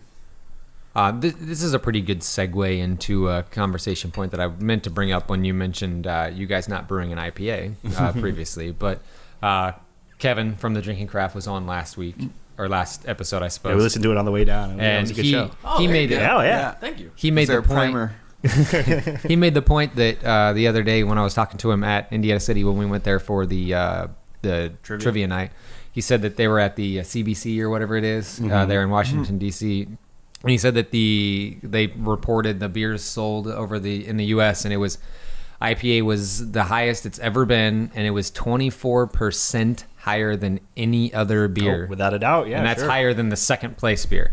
But he also made a point, and we discussed it quite heavily in that show that you listened to, was there's a few styles that are creeping up and are kind of exploding this year. And like a sour style beer is huge, the Brett's and stuff. Yeah. And then the flavored light beers, so the coffee flavored cream ales and stuff like that. What do you guys think of the two styles aside from IPA that I think are kind of really big right now? Man, wild beer is hard. Is the bet like it takes a long time to make, and it takes a long time to be able to perfect the process because you don't get to see a return on what you're doing for years sometimes. And it's a market that is like in high and rising demand, but by the same token, it's a market that takes a lot of not only time but a lot of capital to cultivate. And a lot of people are trying to get into it, to tap into that market share. But we were talking about this on the way down. It's very difficult to produce really good, really consistent sour and Brett beers because it just takes so damn long for those things to turn out. Most wild breweries, I remember this was on a Rare Barrel podcast. Jay Gordon, who owns not Rare Barrel, but Sour Hour. I was gonna say Rare Barrel is fantastic. Oh stuff. no, they do great work. Yeah, but he said he has about a 10% dump rate, which is pretty good for that style of brewery. But if we had a 10% dump rate, we'd be out of business. So it's one of those things where you really have to go whole hog into knowing that some of the beer you're going to make is going to be unsaleable for whatever off flavors or just doesn't pan out. And I love wild beer. It's one of I had a Lawfully 10 odd years ago, and I was just hooked.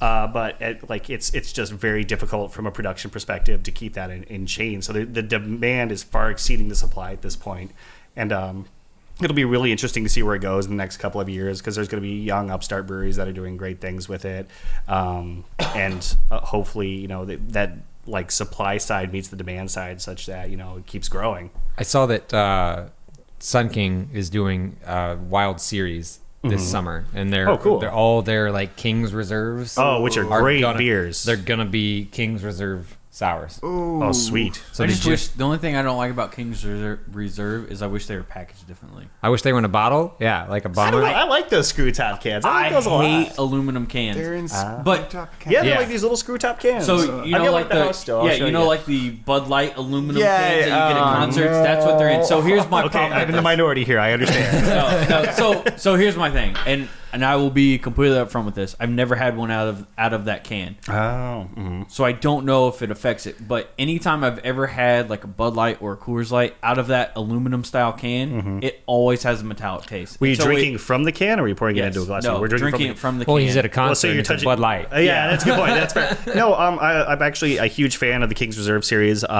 Before I have the job I have now, I was a little bit more flexible in my hours, so I'd always go down to either Fisher's or the downtown location and pick them up. Cherry Busey is a phenomenal beer. I think that's the one they just released. It was another version. Yeah, cool. Yeah. But I've never had any of those like metallic flavor. Like I always poured it into a glass, and it actually Yeah, so no, it's like there was another brewery out west. I don't remember who it was that was looking into packaging the similar cans, and they were worried about the low or the high acidity level of the beer, the low pH of the beer, like interfering with the lining of the can, because there's like a special liner you put in every can to make sure that it's food safe and everything like that. And Sun King obviously hasn't had a problem with it, and I think those are the best beers they put out in my opinion. I mean, I love all of their lineup, but King's Reserve is good. King's Reserve is amazing. Yeah. But no, I've never had that that metallic problem. So I'll have to give it a try. That's just always been my one big caution about spending, because it's $20 for 2 cans. Yeah, and even without like the non-wild series, like when they did Velvet Fog, like acidity can hide some of that sort of thing, but Velvet Fog didn't have any problem with it at all. Well, and Matt and I talk about this a lot, but I think to me, when I'm going to spend $20 to $30 for a beer, I want it to be in a bomber, wax dipped, and I want it to look like it's got hand numbers and shit on it. That's what you look for. I think the screw top can is like that for me. I'm just like a kid in a candy. I'm like, that's awesome. I will say for $20, like I do like that it's 2 kind of smaller 12-ounce cans or whatever they are, because for me, like me drinking a bomber by myself is ridiculous. Like, like I know I already have a problem, but come on. So doing that, so having those 2 cans for $20 isn't a bad deal. But yeah, I've always just kind of strayed away, because most of the time they put it on tap, like Timmy, the barrel aged Timmy that they put in those. Like they just had it on tap, and so I would just drink it on tap instead of. Yeah, we just go hang out there for a little while and drink all the really big beers they have on tap. Yeah. Oh yeah, without a doubt. So this reminds me a lot of some of the Prairie style, the farmhouse ales that Prairie puts out. It's just some of their beers are just super light and drinkable, but they are a farmhouse style. Yeah. And I think they're probably some of the first ones that I know that hit the Indiana market that had a huge farmhouse following. I mean, Chase and his team are doing fantastic things. And I'll be honest, like this beer is like 100% inspired by Prairie. Like I won't. Even the branding kind of like looks Prairie-ish, like the backside of it. Who drew this logo? So it's the same guy as the 2 IPAs. Same artist did our Luscious Mounds, which is the coconut milk stout. He also did the Tulip Tree artwork. If you've had that, that's. Beer brewed with 100% state-grown ingredients, and he also did Nefarious Harbor, which isn't out in 16-ounce cans yet, but in about 2 or 3 weeks. It's our New England style IPA. Has anyone ever pointed out that this looks like Frylock? Yeah. I was like, I saw this bottle, I'm like, that someone just took Frylock and put them into a freaking tank version. Brewlock. I love it. Yeah. Will you spin it around? I can't see the front It's side. You know who Frylock is, you'll see that easily. Fermenter that's a evil villain, and like Frylock or Krang from Teenage Mutant Ninja Turtles, or it's got like 4 mad scientists on top punching or pouring different.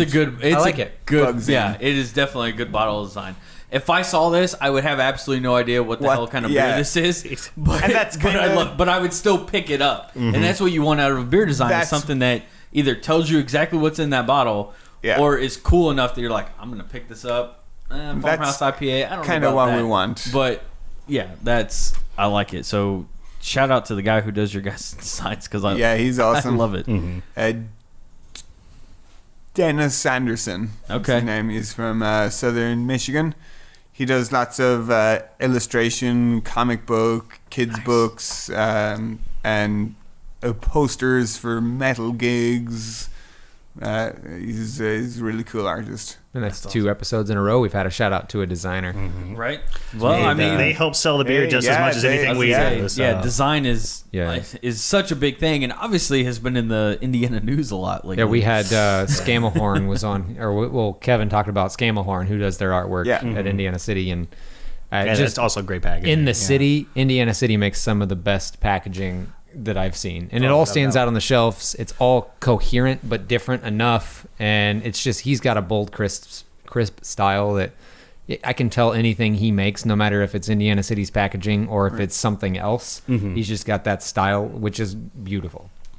Do we want to open up the Russian Imperial Stout now? Do you? I don't have my computer open, so you're the one with the shit. No, that's fine. Well, that's why I asked, and then we could throw out at least one other story while you pour those. We'll try not to make the wax too thick. I know you guys had some wax issues in previous episodes. We've heard. It's always him. Don't judge. So one thing that I did want to touch upon, at least get your opinion on, is the FDA nutritional fact stuff that's coming down the pipeline. Yeah. So the Brewers Association, I saw the article where they were creating a database. So that way people on the smaller side, like I assume you guys, don't have to pay the $600 to $700 per beer. So that way you can have it in places like B-dubs and stuff like that. Well, how is that affecting you guys, or has it? Because I know that's coming out in a couple weeks. I spent a whole Monday about 3 weeks ago going through all our beers and basically working out how many carbs and how much calories are in each beer. So I guess the downfall of the BA's numbers are once you add dry hop into the mix, basically they can't help you anymore. Okay. And I would say 90% of our beers are dry hopped. So I kind of spent a whole day doing maybe the 4 or 5 beers that are not dry hopped, moved on to the dry hop beers, and kind of came to a dead end. I was like, oh, okay. I don't understand how dry hops can add calories. I mean, really is what it boils down to. Yeah.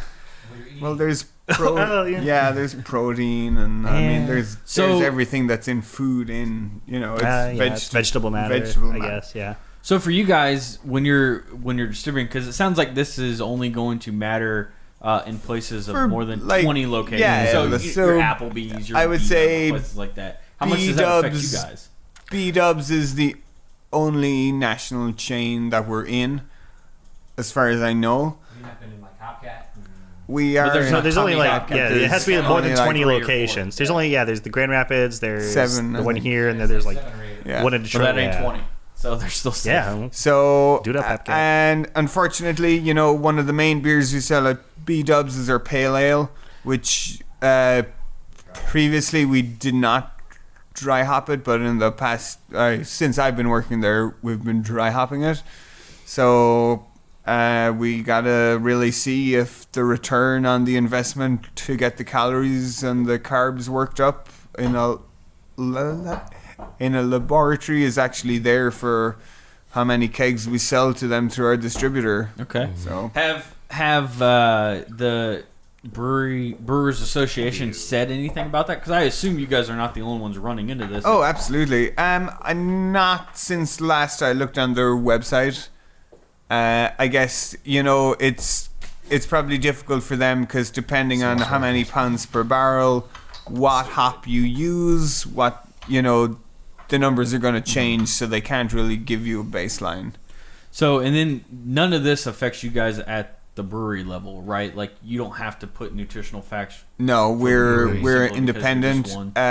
So we're owned by our brewery's owned by a family. It's a family business. They own one other restaurant, but it's not the same brand. Okay. So I guess Evil Czech would have to become a real we'd have to work real hard, before it would affect us on the actual on the restaurant level.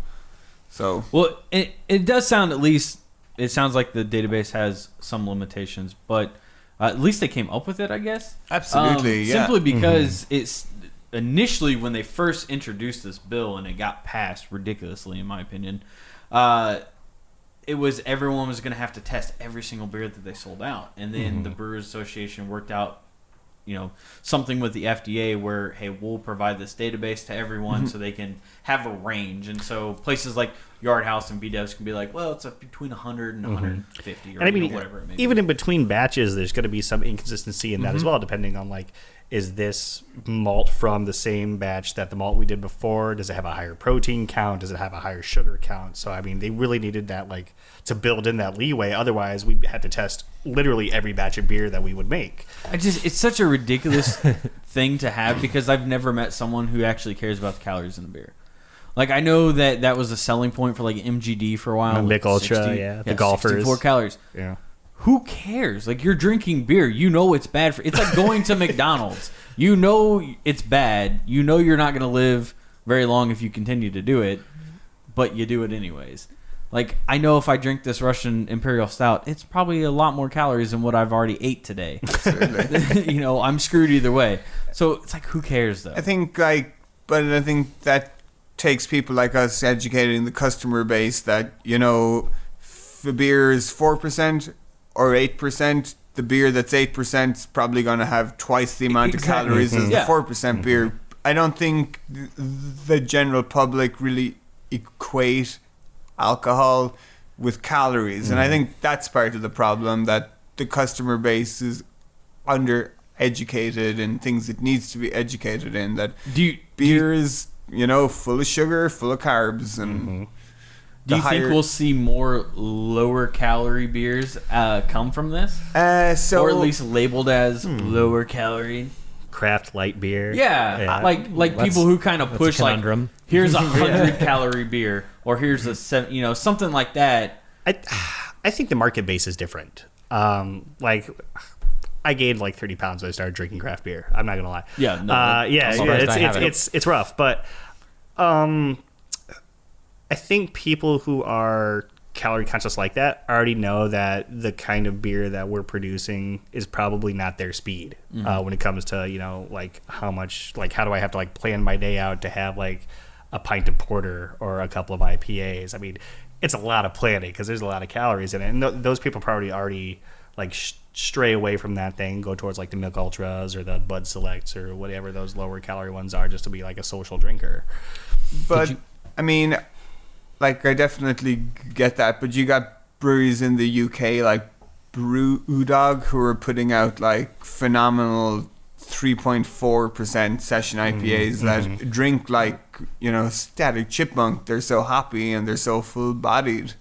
So I think in America it's just gonna take people I see Brewing Beer Evil Czech people equate the ABV of a beer with quality. The fastest selling beer on the menu at the brew pub is the beer with the highest ABV. Might not necessarily be the best beer we have on tap at the moment, but people value getting fucked up. Yeah. And it's gonna America. I was literally about to say that. People value getting, if they can drink 2 as compared to 4. Yeah, sure. They're looking at their wallet book. It's okay, this is cheaper in a sense than it's going to take me to drink 18 cream ales to get the same when I was Russian Imperial. I was the Stout. same way when I was a green beer drinker. I'm okay, what's the biggest thing you got? That's $4 a pint. I'll take 2 of those and be fine. Yeah. One of the places that I think is doing what Brewdog does in the U.S. is Prairie, and they have to. Yeah. Well, they used to have to. They don't now anymore. Oh, yeah, with the low beer laws. Yeah, so they had a 3-2 law in Oklahoma, but it got removed during the last election. But some of their farmhouses and some of their other beers were at that 3.2 ABV, and they were still big, bold, hitting beers. And I'd bring them back here. People would trade for them for all kinds of stuff. Yeah. I know Heath. So Heath is one of my good friends. He brews in the same area as Prairie, so he uses their brew house for Willow's Family Ales. And so he gives all kinds of stuff. We do beer trades and stuff, but I would bring stuff back a 4.1% ABV farmhouse, and people would go apeshit for it because you can't get it here. They only brew it for the Oklahoma market, but it's still a big, bold, that's my jam too. Those flavored big, huge, low beers. Yeah. Oh, they're awesome. And I mean, back in Ireland, the tax system is set up based in for alcohol based in different tax brackets. So once your beer goes above 5%, you pay more tax. Once it goes above 7%, you pay more tax, and then once it goes above, I think 11%, you're in the wine tax bracket. So brewers keep the ABV of their beer at least below 7%, so they don't, so they can make more profit and pay less tax. So we get a lot of lower ABV beers that are in like full flavor, full bodied. You know, they're doing exactly what those 8-9% beers are doing in the States, but they're 5%. And that's what we see coming. We've had a lot of these like cherry, cherry like wheat ales or something like that, and stuff like they're 5 to 6% ABV, but they've got huge flavors in them. Hey Matt, talk about the beer before it gets much warmer because it's fantastic. Yeah, no joke. So this is Stalin's Dark Side, barrel aged Russian Imperial Stout. What'd you guys barrel this in? So this is barrel aged in Woodford Reserve barrels for about 9 3/4 months. Okay. So the name, basically, if anyone doesn't know, the owner of the brewery is from the Czech Republic. And the Czech Republic, they pretty much hate Russians or anything to do with communists. So we release this every year to celebrate the death of Stalin. Is that the 64? Did he die in 64? Okay. He died 64 years ago. years. So oh, okay, gotcha. Next year's release will be Stalin's Dark Side 65. Awesome. So what's the left side of this is red and neon yellow, and like what exactly? I'm assuming that's people celebrating like the death of Stalin or something?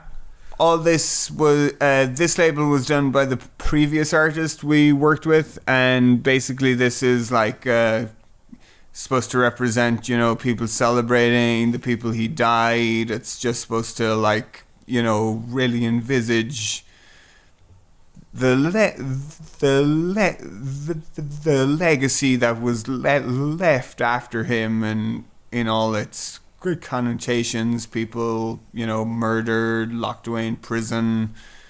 It's just supposed to be that represent the people who had to live under him. Okay. I like this design. It's definitely, if you see it stacked next to the other ones, you can tell it's very different compared to everything else. Let's see, 11.5%. So I'm glad we saved this for last. That's the way you should do it. Yeah, and this is obviously fairly new, bottled February 14th, 2017. So Valentine's Day. Yeah. It was a long day. Hey, Valentine. This has probably one of the best lingering flavors I've had in a beer in a long time. It just hangs around with you. It leaves a lot of the dark chocolates and coffee flavors right at the end. Lets some bourbon come through. It's great. It's almost got a smoke almost on the front of it. Yep. Is that? I was gonna say there's something different about this Russian Imperial Stout compared to every other one we drink on the show, and that's it. It's that smokiness in the front. So I guess from my point of view, I'm from Ireland. I love stout. It's mainly the first beer we really taste in Ireland when we were kids. We sneak one of our dad's bottles of Guinness, or we get a small taster glass when we're 16, and it's okay, drink it now. Your dad gives it to you, and then you go down to the bathroom, you puke your guts up, and you come back and you're like, no, I'm fine. It was good. So, yeah, it was good. So this is probably my take on a Russian Imperial Stout that's way more based on an Irish Stout. It's way drier, not as sweet, more the better chocolate, better coffee flavors. We use just a tiny bit of Indiana peat smoked malt from Sugar Creek Malt. just to layer where the that smokiness comes from. that slight, subtle amount of smokiness. Before this current recipe, we'd been using like 5% Scottish smoked malt, and it was way too smoky. You had to age it for at least 2 years before the level of smoke actually came down. I have lots of beers in my beer cellar, but that's mainly because I'm a slow drinker. I think a brewery should release a beer when it's ready to drink. They shouldn't release a beer that you have to sit on for a year to be in its prime. Yeah. I mean, if you're doing that, you're not doing your job. Your job is to sell beer that's drinkable the moment you sell it. So I guess it's just kind of toning back all the flavors we wanted in the beer into being a beer that tasted like how it was supposed to taste, fresh out of the keg or right out of the bottle. Okay. We actually did 2 variants of this beer, one with chili, cinnamon, and vanilla, which we only did 20 cases of. That's sold out right now. And we did a variant with Citywide Liquors, which is a little liquor store in South Bend. They got a Four Roses bourbon barrel, and this coffee that they drink at one of their stores regularly. So we did like a collab, filled the Four Roses barrel, added the coffee. They still have a few cases of that left in their stores, but that's sold strictly to them. It didn't see distro. It's only available in their like 4 stores, but both the variants got, I would say, probably a better response than the straight up version. I'm a huge fan of like Mexican versions of things, Yeah. with some chilies and some cinnamons and what. That's probably my favorite style of beer. So anytime you say like ancho chilies Yeah, was or it was cinnamon guajillo or, and Ancho, was it ancho? guajillo, and dried chipotle. Yeah. yeah. So is it who makes the ghost pepper one? Oh, Zwanzig. Yeah, Zwanzig Zwanzig's, yeah. makes a ghost pepper, and it's ghost pepper forward. Matt's a big pansy and doesn't like Listen, hot I things. I love hot things. I don't like the spicy beers, and I tried the ghost pepper, and that was the worst decision. Because I was like, I tried it at Winterfest, and I drank it, and I'm like, Well, you can't drink anything else after that. I was like, man, that is hot. Let's try this again. So I drank it again. just in case. I was like, what is wrong with me? Why did I do this? And so when we went to the Bloomington Beer Fest, they had it there. I was like, nope, I'm good. So my first flavor of prairie was the Prairie Bomb, and I was in Oklahoma when I got it, and it was fresh off tap in Oklahoma, and I was sitting at a bar watching NCAA basketball, and I drank 22-ounce schooner of Holy it. Moses. That's a lot of And- bomb. But I had no idea what it was. The bartender was like, you should drink this. And I was like, yeah, why the hell not? So I drank that one. And then I'm like, I'll take another one of those. And should I drink that other one? And I order a third one. And before I get that third one, I stand up to go to the bathroom. And I kind of look at her and I'm like, what the hell happened? And she's like, it's 11% ABV. I'm like, you should probably tell somebody for that. Schooners. Yeah, why is this in a 22-ounce schooner? Oh, yeah, it's Oklahoma, and there's weird laws, but there's other weird laws that allow me to serve this huge beer in a huge format. But, like that spice that you can get out of beer is great. And I am the type of person that if you tell me it's going to be a spicy beer, it better be a spicy beer. Yeah. I don't want to get... We had one, sadly, it was Death to Cereal, but it was the Spanish version, so it was supposed to be spicy. They had nothing in it. It's a hard balance to maintain. It's either just a little tickle in your throat, or it's overpowering. Like Bare Hands. My brother's a Bare Hands, who I love to death. They do I think it's a habanero version of their 574 double IPA, and I love hot stuff and I love that beer. But the two combined, I had a 5-ounce taste over one time at the brewery. I'm like, yeah, that's awesome. I'm not having any more than that though. It's just like right in your mouth, like it just like all their beers slam you in the face with the flavors. Like they're that's my jams. It's all fruit and weed. Their IPAs, whichever style they're, East Coast, West Coast, like they're all just in your face flavors. Yeah, super dense, which is awesome. But I mean, like they really poured it on with it. I think it was either habanero or ghost pepper, and I was like, yeah, you really got that in there. I can't drink any more of this though. So who's the first? Well, it's probably been done, but I've not had one. Was the Carolina Creeper or whatever that? Oh, the Carolina Reaper. Yeah. Yeah. Reaper. Yeah. We actually, before I started, we did. So the previous head brewer worked at Asheville Brewing Company that have Ninja Porter. It's like a GABF award-winning. So we did an Evil Ninja. They brewed it in North Carolina with Carolina Reapers. When we brewed it at Evil Czech, we brewed it with ghost peppers. They had brewed the beer, was sitting in a bright tank. I started, and we kind of were like, okay, we better move this beer out. So we had a little bit of peppers, and I was like, nah. A little bit more peppers, nah. And I was like, all right. The whole effing bag is going in. We came in the next morning and it was like, It's in there. get the peppers out now.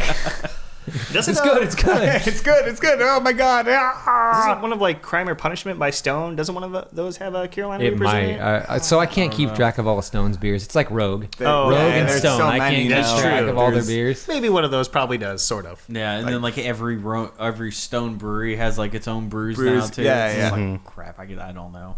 Well, that's some of the best airports to fly through, though. San Diego Airport's great. San Diego's got that Stone Stone. tap room in we there. were in. Really? We flew through. Oh, it's so nice. Yeah. I'm Yeah, going there great. in August for the first Wait, time. when so are you landing?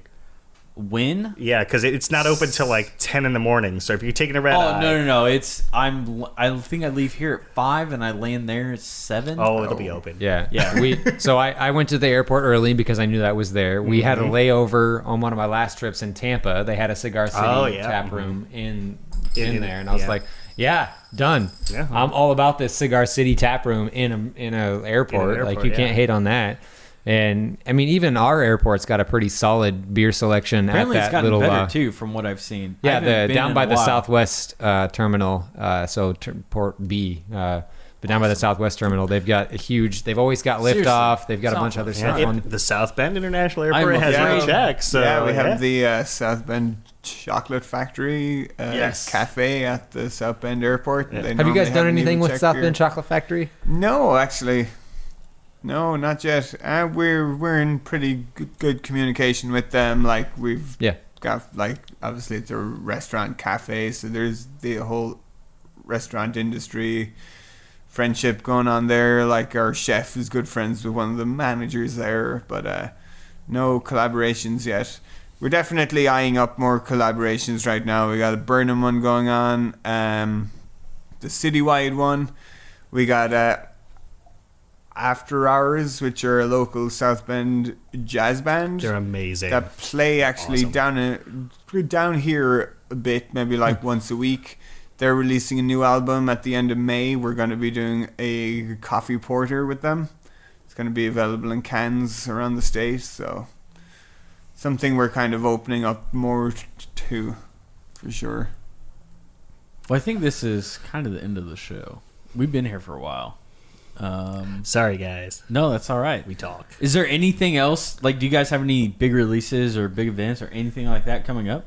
Well, we've started doing this kind of one and done canning line one-off range where we're just putting the beer in cans. We're putting a sticker on it. You might have seen Heatwave in stores around Indy, which is a New England style pale ale. But we got a single hop cashmere IPA fermented with Sack Brooks. We have a black IPA with Mosaic and Cascade. We have a peach kettle sour. We have an American IPA, all coming out in the next few weeks. Then at the start of May, we have our Liberation Day festival, which being obviously the owner being from the Czech Republic, we celebrate the liberation of the town of Pilsen. Okay. Every May, by General Patton, basically roll into town with these tanks and kick the Nazis out. So we have like a Third Army tank and a bunch It's of World super War cool, II. man. It is so cool. When is this? What day? May May 8th? 8th. Yeah, May this year, 8th. yeah. So So really there'll be a soon. tank there'll at be the brewery if you guys tanks. want to like take a picture There'll be- standing on top of a tank. Shit, we may have to go. Guns. There'll be. Hey, It's so awesome. You Like- guys could do a recording there if you wanted. Yeah, you're more than welcome to come up. It's a great time. I went as a guest last year before I started working there, and it's just a really cool vibe. I mean, you get to you pull into the parking lot. And there's like tanks and jeeps and all sorts of crazy stuff from World War II. It's awesome. If you're like a history person at all, it's really cool to see these like authentic things. That's awesome. Like up close and personal, and you can like touch them. Yeah. That's the thing, you can touch them. It's so Or the guys who owned the tank, basically, they said there was a standard, like you were up top in like the part where you looked out, and you had to get from there down to where you shot the turret in like 4 seconds. And like it's completely dark in there. It's like you gotta like scrunch up like this and like shimmy down under and they were saying they let you do the whole thing, and they're like, now imagine doing that while like there's like People shooting at 5 you. Yeah, Nazi exactly, right. tanks shooting at you. Jeez. And it was like, it's yeah. There had to be beer involved. Yeah, exactly. yeah. But yeah, that Liberation Day is always it's a really good time. All right, so May 8th, does it cost anything to go or free. Just show up? They ask for a $5 donation to a charity called Miller's Vets, which supports veterans that have like physical problems after okay. coming back, like they're amputees or they have like severe shell shock, stuff like that. So really well worth the money. Do you guys for your make donation. a Pilsner for this special event? So we repackage our house Pilsner Oh, okay. in a commemorative can. Okay. Gotcha. So I was gonna say if it's coming from Pils over in Yeah, Czech, better have a yeah, no, Pilsner. yeah, if absolutely, you're not yeah. making a Pilsner, then something's wrong. So here. we have our house Pilsner GG Patent Pills. So last year we actually did a German Hellas for the event. Oh, but, okay. And that was an awesome beer. That was a great beer, we're yeah. just not doing it this year. We're too busy. We're almost maxed out to capacity. So Are any of you guys trying to go to the next top model on Friday? I mean, I've got the beard for it, but Easy's going to beat me out hands down. Easy something. Yeah. I mean, I've got the day off, so I might tootle down here. I was gonna say, I need guests because this guy over here is not gonna be there. I'm rolling 'cause out. It's too I'm good sorry. for us. So I went to Goodwill. I bought a blazer. I had plans I got my previously. shirt. I got my jeans. I got my shoes. Like I'm gonna. You should have look- gone to. Nope. I paid $4 at Goodwill. It Dude. doesn't matter. I mean, I'm just going to show up in a banana hammock and a smile if I come. Exactly. so. You're just gonna tot it up. For all Yeah, those yeah, who know exactly. scrubs, you're just gonna tot it up. Kohl's has a. It's a pink flamingo. It's light blue with pink flamingos on it. It's a full suit. You can buy the full Oh, suit. jeez. I think it was like $35 or $40. Wait for the whole suit? Yeah. Oh shit! I should have went there.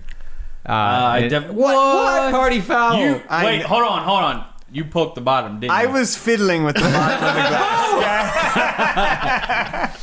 So what I didn't say Like, is what is this? I work for Oh. Bottoms Up. He used to. I work for Bottoms Up, so that's kind of how I knew you poked the bottom. That's our first good. person. I mean, it's only That's the first fingerer. yeah, it's the first person to do that so far. So you get that Congratulations, claim to Simon. fame. I had to stick my finger in. That's what you. It's not that easy, is it? Like No, I'm not Yeah. going to do it because I don't want to do what Simon just there, did. there are you should- so many you should people try out it. there who will poke it, and then like we hear complaints like our customers poked it, and then they demand a free beer. It takes a lot of force to It get doesn't that up. accidentally Yeah, happen. it's not accidental. Like you're not just playing with it, and all of a sudden it's done. Like This is You're- going you into may a be- territory I'm not sure we want to go into. It was an accident. We used to have people come. So I would used to travel and hang out at like baseball stadiums and stuff. We used to have people come up to the place where the beer was poured, whether it was a portable station or in the concession stands, and say, "My beer just fell out the bottom." I'm like spontaneously, it just the all of a fucking sudden magnet just- forgot how to be a magnet. I used the force, and the magnet raised, and I didn't know I could do They're like, that. I didn't touch the bottom. I said, I doubt don't that. believe you.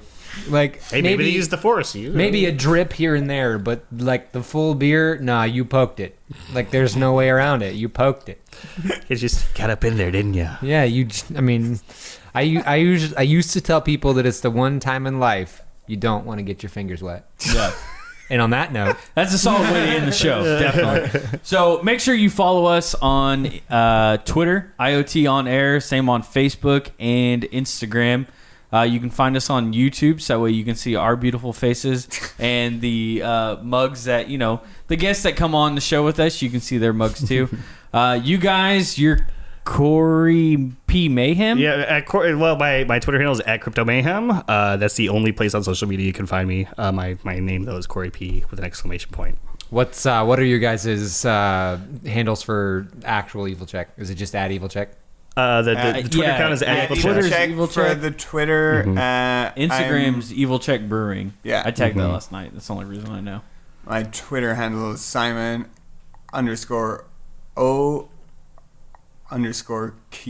which is like way too complicated. Yeah, and it was We'll tag you guys in the show notes. Yeah, and whatnot. we'll throw it tagged up there. So make sure you follow them.